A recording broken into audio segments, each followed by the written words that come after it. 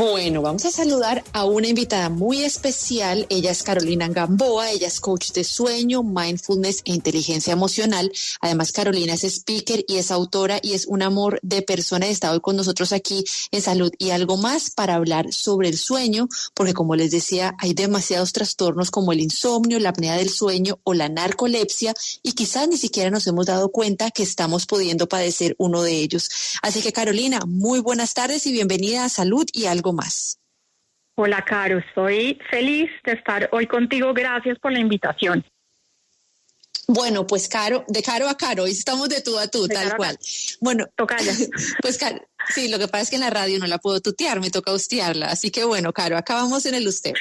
Caro, resulta que estaba comentándole yo a los oyentes al comenzar el programa que muchas veces uno tiene trastorno del sueño como el insomnio, la apnea del sueño y son trastornos que se pueden clasificar dependiendo de diferentes conductas, pero uno a veces ni siquiera se da cuenta hasta por problemas respiratorios puede llegar a tener problemas para dormir o no vaya más allá, cuando come mal.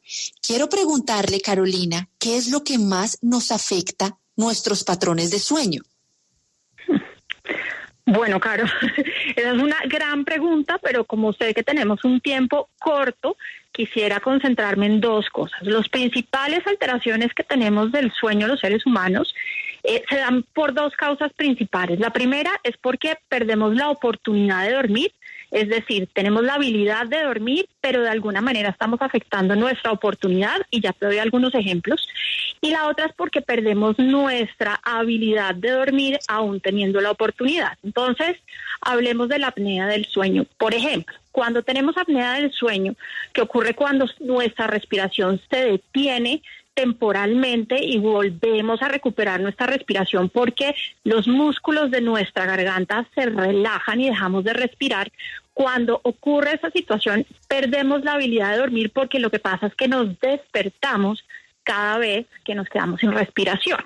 Y eso tiene una afectación gravísima en nuestra capacidad de recuperarnos durante la noche, que ese es el servicio principal que nos brinda el sueño. Ahora vamos a un ejemplo de oportunidad. Cuando yo me quedo conectada hasta altas horas de la noche o si trabajo por turnos, que esa es la realidad para muchísimas personas en este país, lo que ocurre es que estamos limitando nuestra oportunidad de dormir aún teniendo la habilidad para dormir. Entonces, es súper importante que los oyentes descubran que a veces lo que tenemos es un problema de oportunidad, a veces un problema de habilidad, y la clave es poderlos diferenciar para poderlos tratar de forma efectiva. Vea, Caro, hay algo que también le quiero preguntar y es que a uno le dicen, mire, si usted toma café, le va a afectar el sueño. Solo tome café hasta las 2 de la tarde. ¿Qué tan real es esto, Caro? Uno en realidad debería suspender el café y aprovecho de una vez, le meto la pregunta, ya que estamos hablando de alimentos, ¿cómo funciona el sueño con la dieta? Uy, Caro, mira, empecemos por el café, y en este país de cafeteros que tomamos café un montón, yo entre esas personas porque me encanta y tengo un esposo cafetero, pero lo que te podría decir con relación al café es que los efectos de la cafeína se mantienen en nuestro cuerpo por lo menos durante 3 horas. ¿Eso qué quiere decir? Dependiendo tu organismo y tu genética, vas a ser mucho más sensible a la cafeína o no. Entonces hay personas que dicen, yo me tomo un café por la noche y no me hace ni cosquillas y puedo dormir bien, pero la ciencia lo que señala es que aun si tú te puedes quedar dormido en la noche después de haber tomado una taza de café, esos efectos de la cafeína van a contribuir a que tu sueño profundo no sea de calidad. Entonces, ese es un primer dato. Entonces, lo que dicen, a veces si uno escucha que debes tomarte tu último café a las 3 de la tarde, en parte es cierto, porque si lo haces después, es posible que tu sensación de sentirte recuperada al otro día pues no la vayas a tener debido a esto que te señalo. Lo segundo, con relación a la alimentación y la nutrición, hay una correlación directa, por ejemplo, entre el sueño y la obesidad y el sueño y los problemas de azúcar. Y la razón más sencilla, Caro, es que cuando no dormimos bien, al cerebro le da hambre. Literal. El cerebro es el órgano que más consume energía en nuestro cuerpo vía glucosa. Entonces, claro, cuando nos despertamos en la noche o no dormimos, por supuesto, nos da hambre no de comer brócoli o zanahoria, sino que nos da ganas de comernos algo que sea rico en calorías porque el cerebro necesita ese alimento. Eso por un lado. Ahora, desde el punto de vista de qué alimentos debemos consumir para dormir mejor, hay una cantidad de alimentos ricos en potasio, en magnesio, que también activan la producción natural de melatonina, en los cuales nos podemos enfocar, sobre todo si estamos teniendo problemas del sueño, pero siempre lo recomendable es no comer copiosamente antes de irnos a la cama. ¿Por qué? Porque el estómago va a necesitar muchísima energía para procesar ese alimento y eso va a impedir que todos esos procesos que se llevan a cabo en nuestro cerebro durante el sueño se lleven a cabo de manera óptima. Yo quería preguntarle sobre el insomnio, porque ese es otro trastorno que aqueja a muchísimas personas y que de hecho pues tiene muchas cosas que pueden desencadenarlo. ¿Cuáles pueden ser esas cosas que nos pueden causar insomnio a nosotros?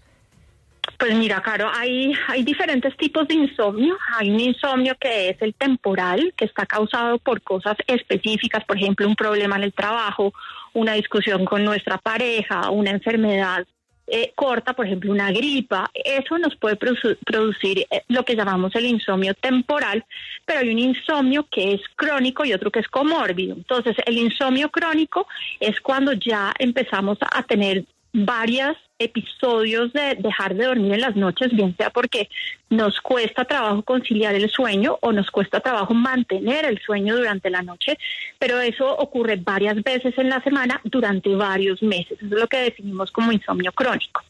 Y el comórbido es ese tipo de insomnio que experimentamos cuando tenemos otra enfermedad. Y estaba escuchando la entrevista que estaban haciendo antes alrededor del tema del bruxismo. El bruxismo puede producirnos esa incapacidad de dormir o despertarnos. Entonces, todo está íntimamente correlacionado. Entonces, el insomnio, aquí para darles algunos datos, el insomnio es prevalente a nivel mundial en un número muy importante. En España hace poquito salió un estudio que dice que más de 4 millones de personas sufren de insomnio en España.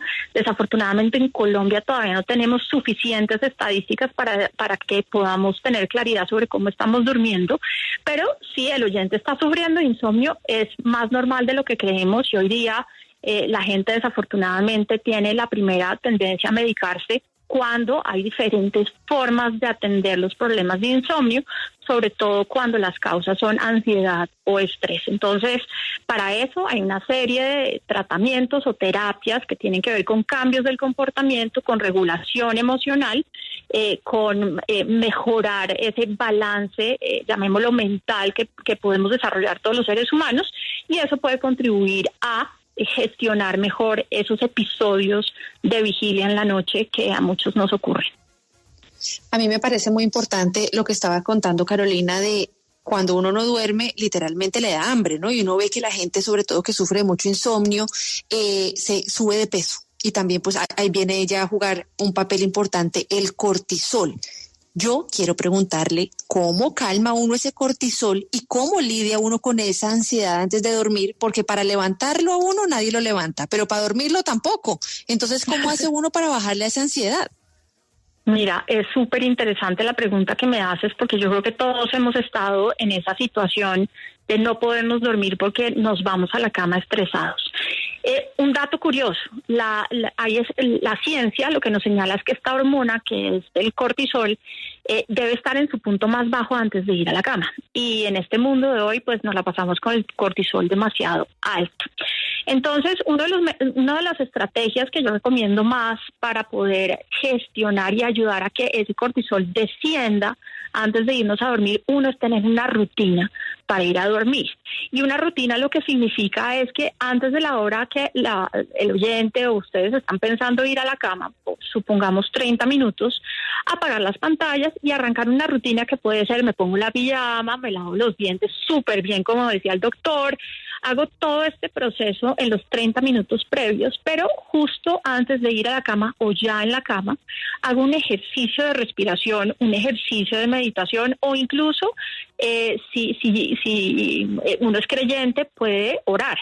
Y todas estas prácticas contribuyen a gestionar el sistema nervioso, porque lo que hacen es que activan nuestro sistema nervioso parasimpático, que es el encargado de hacerle al cuerpo creer que estamos bien, que estamos a salvo. Entonces, los ejercicios de respiración son poderosísimos. Hay ejercicios cortos, hay ejercicios largos, hay ejercicios que seguramente ustedes han hablado en el programa para la relajación, que contribuyen a poder balancear esa producción de cortisol justo antes de ir a dormir.